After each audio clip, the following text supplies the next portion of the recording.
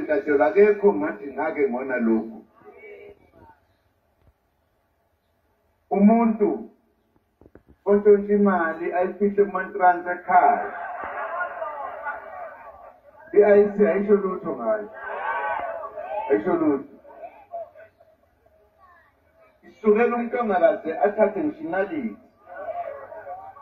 Lokho uJacob Zuma. Ngeke bekhona laphaya.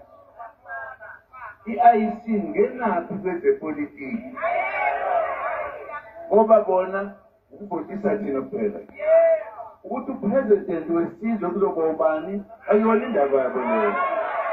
Kodwa ngoba babona igama lami uZuma ngeke aqhamuke laphaya. Awunanku umhlolo lo.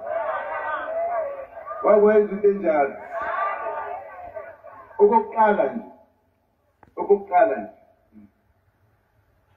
Angizange ngiqede mina amahlandla amabili. Angizange ngiwaqede.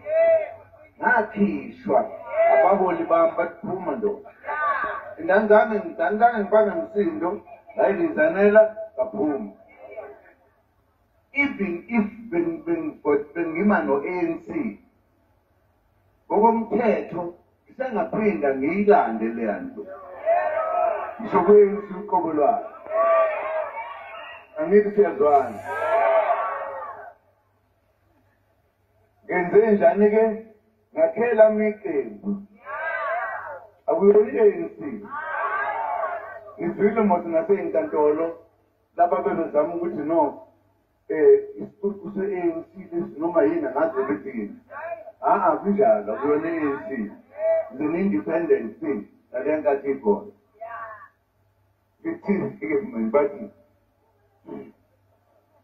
hayi awukho umthetho othi uma uphumile kwelinye iqembu wakhe lakho ngoba unganelisekile izinto zezwe ufuna ukushintsha izinto awukwazi ukwenza lokho.